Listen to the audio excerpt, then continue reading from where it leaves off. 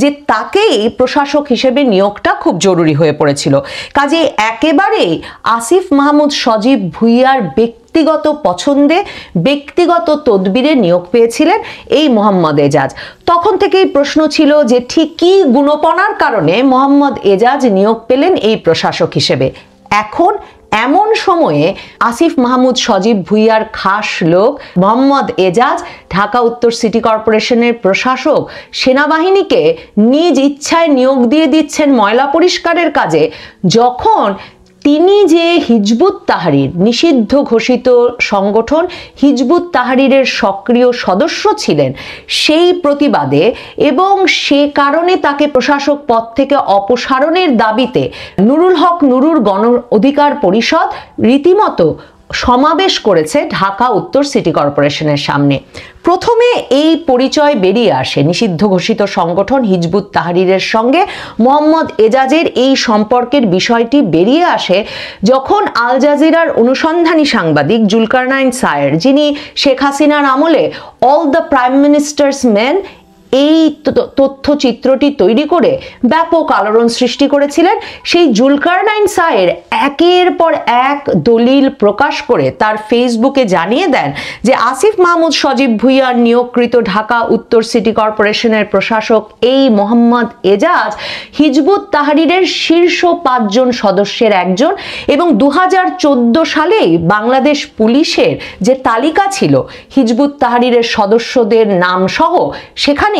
এই ব্যক্তির নাম আছে। জুলকারনাইন সায়ের আরো দলিল উপস্থাপন করেন যে অন্তত 2 বার হিজবুত তাহরির অর্থাৎ নিষিদ্ধ ঘোষিত সংগঠন হিজবুত তাহরিরের সক্রিয় নেতা হিসেবে গ্রেফতার হয়েছিলেন ঢাকা উত্তর সিটি কর্পোরেশনের এই প্রশাসক। জুলকারনাইন সায়ের বলেন, ছাত্র জীবন থেকে ছাত্র শিবিরের রাজনীতির সঙ্গে সম্পৃক্ত মোহাম্মদ এজাজ 2002 সালের পর থেকেই হিজবুত তাহরিরের রাজনীতির সঙ্গে সম্পৃক্ত হন এবং এই দলের একজন শীর্ষ নেতায় পরিণত হন। এখন সেনাবাহিনীর নানা সূত্রে জানা যাচ্ছে গত সপ্তাহাধিক কাল ধরে সেনাবাহিনীর সঙ্গে ইউনূস সরকারের যে টানাপোড়েন চলছিল, 30শে ডিসেম্বরের মধ্যেই নির্বাচন দিতে হবে এবং নির্বাচন ছাড়া রাখাইন রাজ্যে করিডর, বন্দর দিয়ে দেওয়া কিংবা অন্য সব কাজে অন্তর্বর্তীকালীন সরকারের যে আগ্রহ এবং ব্যস্ততা, সেটা যে সশস্ত্র বাহিনী পছন্দ করছে না, সেটা যখন স্পষ্টভাবে সেনাপ্রধান সেনা দরবারে বলে দিলেন এবং সে খবর বেরিয়ে এলো, এই আসিফ মাহমুদ সজীব ভুইয়া উপদেষ্টা পদে আসীন থাকা অবস্থাতেই ফেসবুকে স্ট্যাটাস দিলেন যে আওয়ামী লীগ, উত্তরপাড়া মানে ক্যান্টনমেন্ট বা সেনানিবাস এবং ভারত মিলে নাকি বাংলাদেশে জোটভুক্ত হয়ে একটা কুমির ডেকে আনছে, যে কুমির আমাদেরকেই অর্থাৎ জনগণকেই খাবে। মানে তিনি বলতে চাইলেন যে দিল্লি, উত্তরপাড়া এবং আওয়ামী লীগ একসাথে জোটবদ্ধ হয়ে অন্তর্বর্তীকালীন সরকার ইউনূস সরকারকে ফেলে দিতে চাইছে। এই আসিফ মাহমুদ সজীব ভুইয়া উপদেষ্টা পদে আসীন থাকা অবস্থাতেই ফেব্রুয়ারি মাসে আপনাদের মনে থাকবে যমুনা টিভির সঙ্গে এক সাক্ষাৎকারে বললেন যে সেনাপ্রধান কিছুতেই অন্তর্বর্তীকালীন সরকারের প্রধান হিসেবে ডক্টর ইউনূসকে মানতে রাজি ছিলেন না। তিনি ডক্টর ইউনূসকে কনভিক্টেড হিসেবে অভিহিত করেন এবং ডক্টর ইউনূস ছাড়া অন্য যে কাউকে পছন্দ করে নিতে বারবার ছাত্রদেরকে অনুরোধ করেছিলেন। ছাত্ররা তাতে রাজি না হওয়ার পরে তিনি বলেছিলেন তিনি বুকে পাথর চাপা দিয়ে অন্তর্বর্তীকালীন সরকারের প্রধান হিসেবে ডক্টর ইউনূসকে মেনে নিচ্ছেন। এই আসিফ মাহমুদ সজীব ভুইয়াই নাকি সেনাবাহিনীকে ময়লা পরিষ্কারে নিয়োজিত করার বুদ্ধি দিয়েছিলেন তার খাস লোক মোহাম্মদ এজাজকে। সেনাবাহিনীর নানা পর্যায়ে যখন সন্দেহ দানা বাঁধতে থাকে যে ঠিক কী কারণে যখন অন্তর্বর্তীকালীন সরকার আর সেনাবাহিনীর মধ্যে এক ধরনের টানাপোড়েন চলছে, সে সময়ে কোনো রকম আলাপ আলোচনা ছাড়া ঢাকা উত্তর সিটি কর্পোরেশনের প্রশাসক মোহাম্মদ এজাজ এমন ঘোষণা দিয়ে দিতে পারেন যে সেনাবাহিনী কখনো যে কাজে আগে নিয়োজিত হয়নি সেরকম একটি কাজে অর্থাৎ কোরবানির ময়লা পরিষ্কারে সেনা সদস্যদেরকে নিয়োজিত করা যায়, এ ঘোষণা তিনি দেওয়ার প্রয়োজন বোধ করলেন। এখন সেনাবাহিনীর ভেতর থেকে নানা অনুসন্ধানে এটা পরিষ্কারভাবে বেরিয়ে আসছে যে স্থানীয় সরকার উপদেষ্টা আসিফ মাহমুদ সজীব ভুইয়া আসলে তার খাস লোক মোহাম্মদ এজাজকে এমন নির্দেশনা বা পরামর্শ দিয়েছিলেন যে সেনাবাহিনী খুব বেশি বাড়াবাড়ি করছে, তাদেরকে বরং ময়লা পরিষ্কারের কাজে আর মশা মারতে কামান দাগার কাজে নিয়োজিত করা হোক। সেনাবাহিনীকে সে কারণে দ্রুততার সাথে আইএসপিআর থেকে বিবৃতি দিয়ে পরিষ্কার করতে হলো যে এ ধরনের কোনো কাজে সম্পৃক্ত হওয়ার ইচ্ছা তাদের নেই। সেনাবাহিনী দেশের সার্বভৌমত্ব ও জননিরাপত্তা নিশ্চিত করার লক্ষ্যে প্রতিদিন কাজ করে যাচ্ছে। দেখুন, এই জননিরাপত্তার কথাও যদি বলি, ফেব্রুয়ারি মাসেই আপনাদের মনে থাকবে সেনাপ্রধান ওয়াকারুজ্জামান সেনা সদস্যদেরই এক সমাবেশে পিলখানায় নিহতদের স্মরণে আয়োজিত এক স্মরণ সভায় বলেছিলেন যে মাত্র 30,000 সৈন্য দিয়ে আসলে জননিরাপত্তা নিশ্চিত করাও সেনাবাহিনীর মূল কাজ হতে পারে না, এবং তিনি তার সৈন্যদের দ্রুততম সময়ে ব্যারাকে ফিরিয়ে নিয়ে যেতে চান। সর্বশেষ যে অফিসার্স অ্যাড্রেস বা দরবারে সেনাপ্রধানের কড়া কড়া কথা বাইরে বেরিয়ে এলো এবং সেনাপ্রধানের সঙ্গে ডক্টর ইউনূসের কিংবা সশস্ত্র বাহিনীর সঙ্গে অন্তর্বর্তীকালীন সরকারের টানাপোড়েনটা একদম স্পষ্ট হয়ে গেল, সেখানেও সেনাপ্রধান তার কর্মকর্তাদের উদ্দেশ্যে স্পষ্টত বলেছেন যে তিনি তার সৈন্যদেরকে ব্যারাকে ফিরিয়ে আনতে চান দ্রুততম সময়ের মধ্যে, এবং এ কারণে সেনাবাহিনী, সশস্ত্র বাহিনী, 3 বাহিনী প্রধানই মনে করেন যে 30শে ডিসেম্বরের মধ্যেই নির্বাচন অনুষ্ঠিত হতে হবে, যাতে নির্বাচিত সরকারের কাছে সকল দায়িত্ব বুঝিয়ে দিয়ে সেনাবাহিনী দ্রুততম সময়ের মধ্যে ব্যারাকে ফিরে আসতে পারে। যেহেতু ডক্টর ইউনূসের সরকার, আসিফ মাহমুদ সজীব ভুইয়াদের সরকার একটা অনির্দিষ্টকালের জন্য ক্ষমতায় থাকতে চান,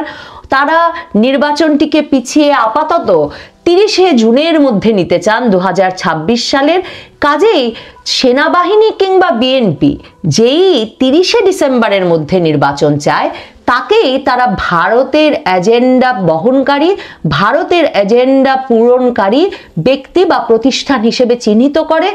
এবং একজন দায়িত্বে থাকা উপদেষ্টা অবস্থাতেও স্থানীয় সরকার উপদেষ্টা আসিফ মাহমুদ সজীব ভুইয়া ফেসবুকে লিখে ফেলতে পারেন যে দিল্লির সঙ্গে বাংলাদেশের সেনানিবাস উত্তরপাড়া একজোটভুক্ত হয়ে গেছে,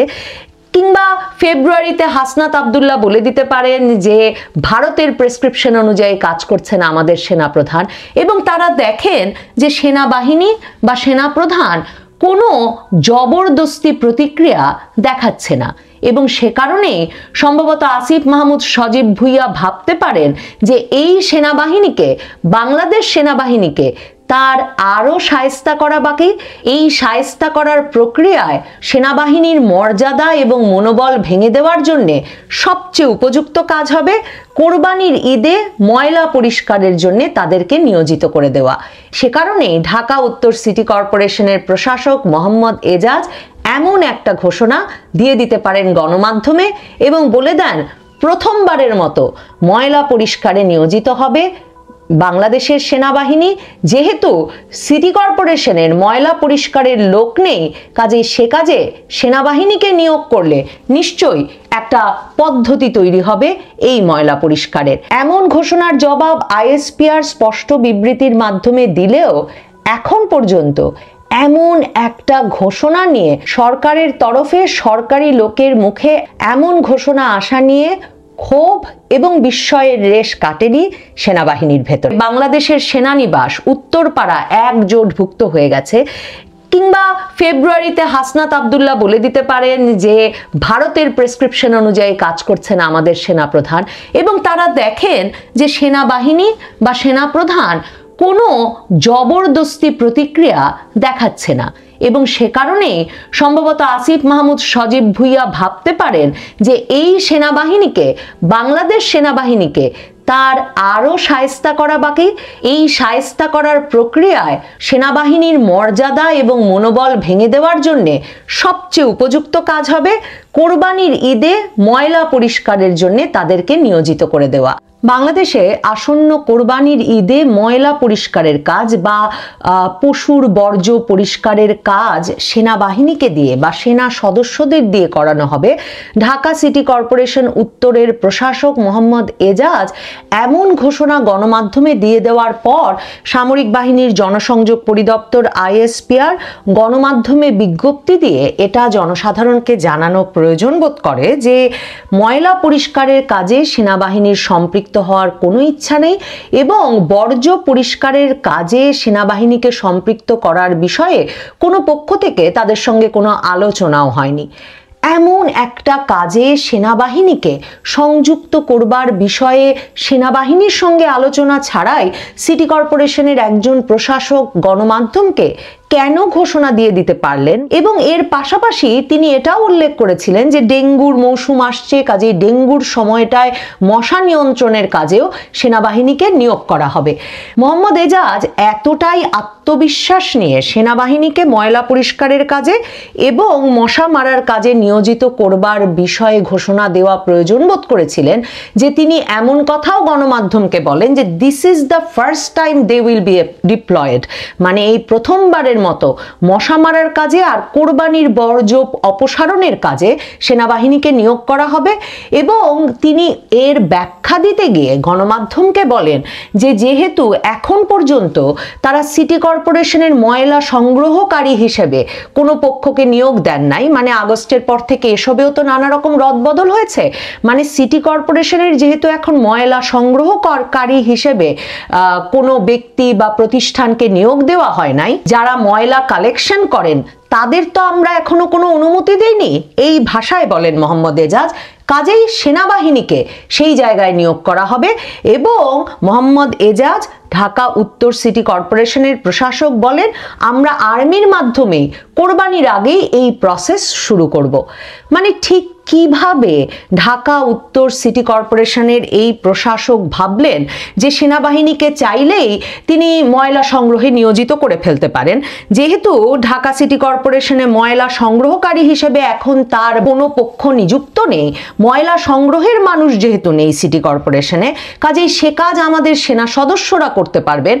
এমন ভাবনার কারণটা কি, কিংবা মশা নিয়ন্ত্রণে বা কি করে সেনাবাহিনীকে নিযুক্ত করে ফেলার কথা তিনি ভাবছিলেন, সেই নিয়ে সেনাবাহিনীর নানা পর্যায়ের কর্মকর্তা এবং সদস্যদের মনে ক্ষোভ এবং প্রশ্নের জন্ম হয়েছে। এই নিয়ে অনুসন্ধান করতে গিয়ে দেখা যায়, মনে করে দেখুন, এই মোহাম্মদ এজাজকে ঢাকা উত্তর সিটি কর্পোরেশনের প্রশাসক হিসেবে কে নিয়োগ দিলেন? ফেব্রুয়ারি মাসে আমরা জানলাম যে ঢাকা উত্তর সিটি কর্পোরেশনের প্রশাসক হিসেবে মোহাম্মদ এজাজকে নিয়োগ দেওয়ার পরামর্শ দিয়ে রীতিমতো তদবির পত্রে স্বাক্ষর করেন স্থানীয় সরকার উপদেষ্টা আসিফ মাহমুদ সজীব ভুঁইয়া। এবং আসিফ মাহমুদ সজীব ভুঁইয়া সেখানে লেখেন যে রিভার অ্যান্ড ডেল্টা রিসার্চ সেন্টারের চেয়ারম্যান হিসেবে নিযুক্ত এই মোহাম্মদ এজাজ নাকি একজন দক্ষ এবং অভিজ্ঞ কর্মকর্তা, এবং তার এই দক্ষতা এবং অভিজ্ঞতা নাকি ঢাকা উত্তর সিটি কর্পোরেশনের প্রশাসন চালাতে ভীষণভাবে কাজে লাগবে এবং তাকেই দরকার। কাজেই সচিব যেন তাকেই, এই মোহাম্মদ এজাজকেই প্রশাসক হিসেবে নিয়োগ দেন ঢাকা উত্তর সিটি কর্পোরেশনের জন্য। তখনই সংবাদ মাধ্যমে এই চিঠি বেরিয়ে পড়ে এবং নানা পক্ষ থেকে প্রশ্ন ওঠে যে কে এই রিভার ডেল্টা রিসার্চ সেন্টারের চেয়ারম্যান, মানে এই প্রতিষ্ঠানটি সম্পর্কেও সাধারণভাবে আমরা কেউ অবগত ছিলাম না, কিংবা মোহাম্মদ এজাজের এই প্রশাসনিক দক্ষতা সম্পর্কেও কোনো প্রমাণ পাওয়া যায় না, বা এটা সর্বজন অবগত থাকবার মতো কোনো বিষয় ছিল না